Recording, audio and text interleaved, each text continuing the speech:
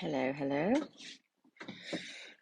Happy Friday. Question of the week. I got a brilliant question slash discussion slash topic to discuss this week, which I am absolutely thrilled about. So thank you to Simone for submitting this discussion slash topic. It's one of my favourite subjects to talk about, so I jumped at the chance when I saw this one. So she sent me a voice note, and I will try and summarize it to the best of my ability. I've written some of the wordings down. But essentially, this lady had, I hope I'm in the right place. Just check. Hang on.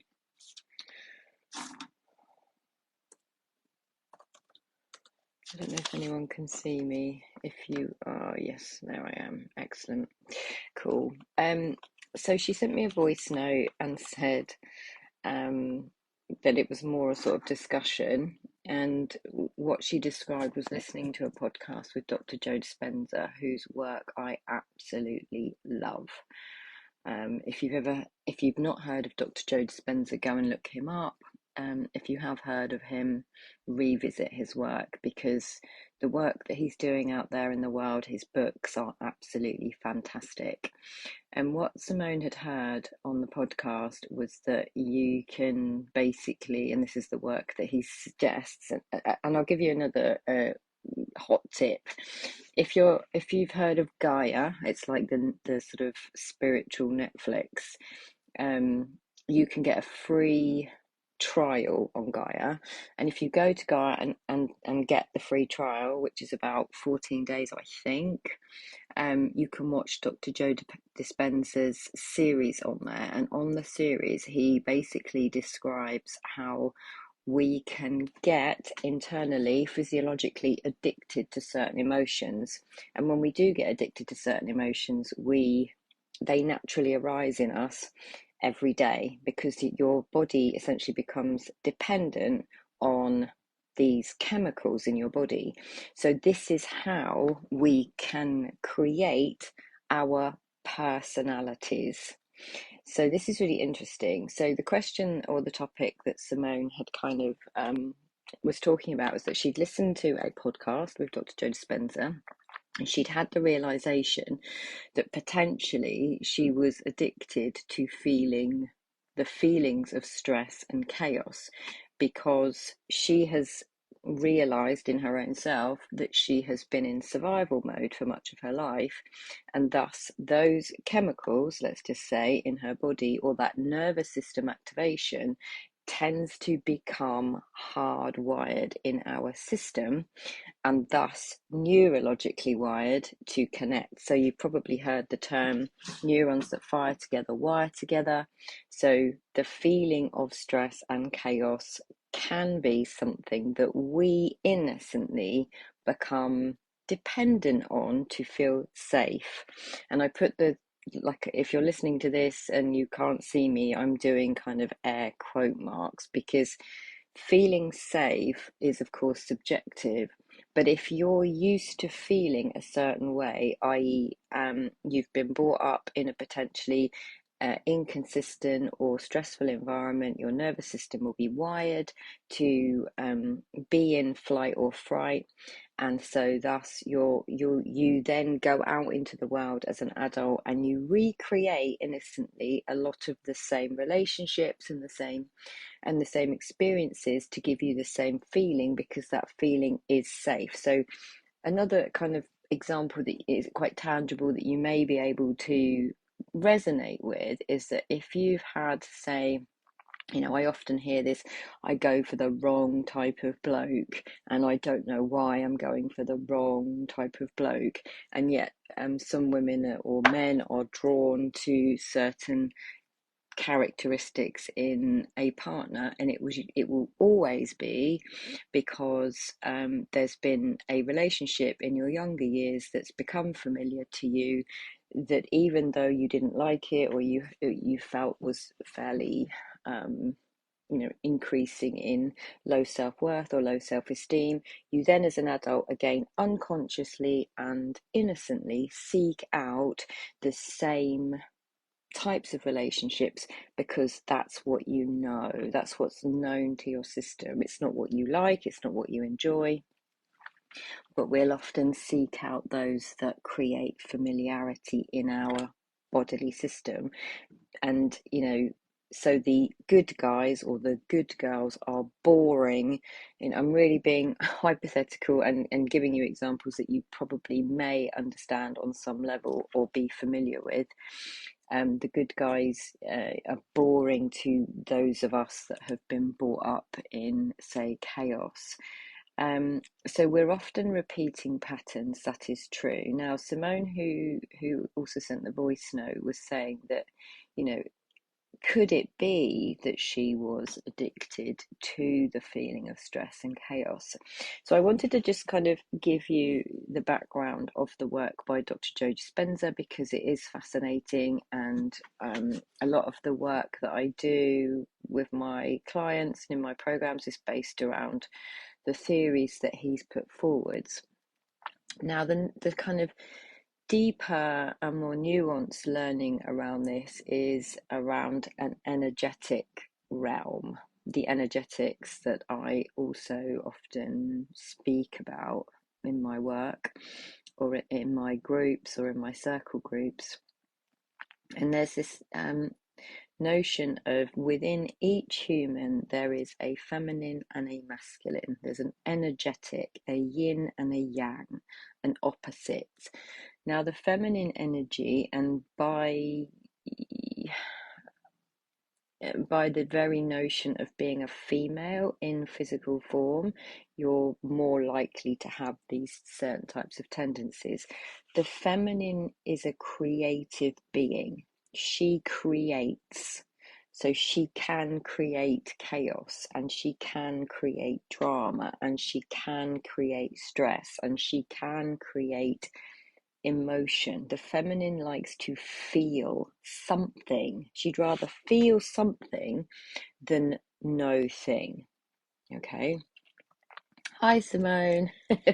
I hope that this is going to make sense to you, and I really, really appreciate the voice note, because this is a topic that I just absolutely love talking about. I know you may have only just come in, so yeah, hopefully when you go back you can it will make more sense, although you've already listened to Dr. Joe Dispenza's work, so the first bit may just be old hat to you. But essentially where I'm going with this is a layer slightly deeper into the sort of energetic realm of all human beings. And there's certain tendencies of the masculine and the feminine inside of us and thus outside of us. So the feminine is a creative being. She creates. If you think about the masculine as provision, so in our higher selves, the masculine holds a frame. If you think about this in artwork, the masculine holds an empty frame and the feminine comes in and she creates a masterpiece.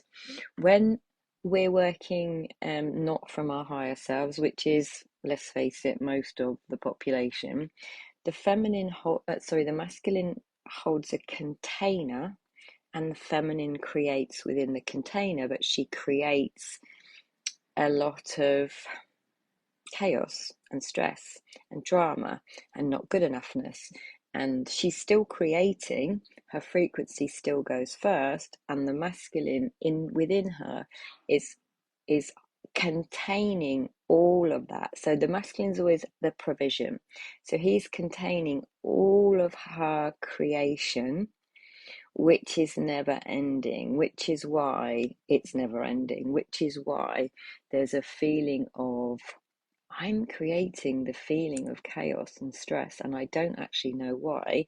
And Simone, you said, when I have these feelings of space, I feel unsafe or uncomfortable. So yes, you've got the nervous system part of that, of like needing the familiar and activating familiar places. The brain will go and doing familiar things and patterns, and then going, I don't know why I'm doing this. Like it's like a mystery to us. But it's always a mystery to us because we don't want to go that level deeper. Now,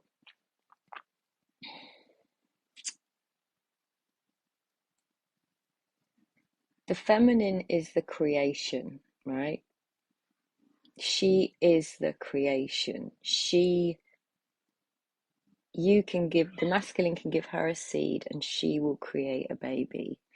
The feminine will create emotion. So if she's creating all this stuff in a container, the container's never going to be good enough. It's never going to be enough. You'll never know enough. You'll never be doing enough. So you'll always find reasons why you get to feel stress and chaos. So if the feminine in that kind of higher self in us is meant to be a void, she's waiting for the frame in which to create her masterpiece. She doesn't like the lower feminine, the swampy feminine, doesn't like the space, doesn't like the stillness, feels uncomfortable. It's too tense for her. So what she does, because she doesn't trust her own internal self, her own internal provision, this is about self-trust, she collapses back into the known, into the familiar, into the chaos, into the stress, into the emotion, because then she gets to feel, because the feminine loves to feel. So this all gets neurologically wired into the system and the body, and thus we go on making the same choices and feeling the same things, and always feeling like this undoing and unlearning is out of our reach, and it isn't out of your reach. It's a case of understanding very deeply that you were born to be amazing in this world, to follow your knowing, to follow your intuition, to listen to the inner guidance. We in this society have been taught, don't trust yourself. Something outside of you will always know better than you. So then we get to stay in this container. And the container is never going to be strong enough for the masterpiece that wants to come through you. But there will be certain nudges, there will be certain desires, there will be certain places where you feel more connected to that truth, which might create tension because we're going towards the unknown, and then we'll collapse back into the melting kind of feeling.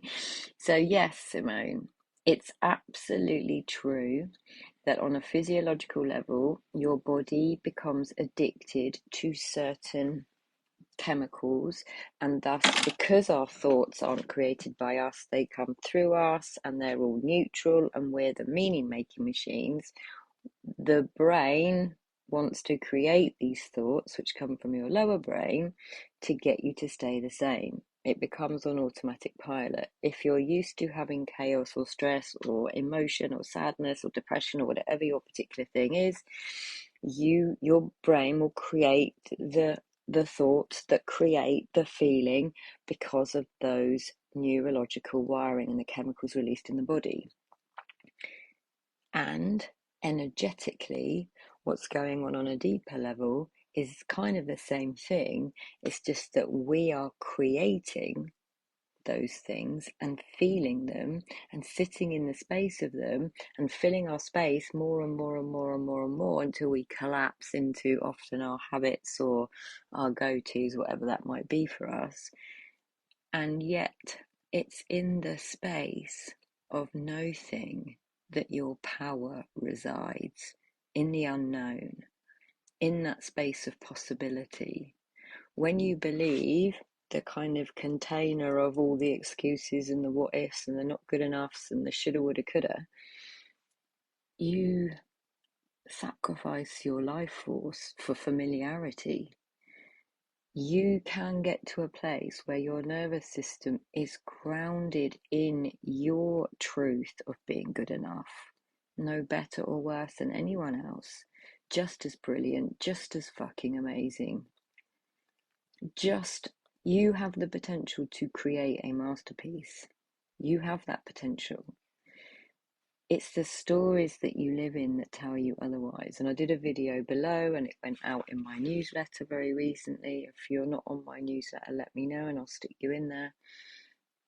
What stories do you live in? Most of those stories, if you kind of pull them apart, will have some familiar feeling attached and the feeling that you're identified with. And it usually boils down to I'm not good enough in some way. And that creates stress, anxiety, depression, chaos. I love that, the kind of shadow side of the feminine creating chaos. Internally and externally. It's fascinating to me. I love this topic. Thank you so much, Simone, for asking or allowing me to expand on this topic. I find it deeply fascinating, my own learning around this particular facet of energetics and how I was creating chaos and emotion and stress has just been transformational for me in my own life. I hope that snippet has touched something in you, a deeper truth of what's possible. My own coach, who taught me all of this, did a podcast with me kind of around this topic of the energetics. It's a fascinating exploration, and you can't Google this stuff. This is kind of innate knowing that comes from you. There'll be something within you that hears something what I'm saying. Thank you, Simone. Thank you for listening, those of you that have listened. Send me all your questions. I tend to choose one per week if it's a topic of discussion. I love talking about this topic for sure. If you've got any further questions on this topic, let me know, and I will see you next week. Bye.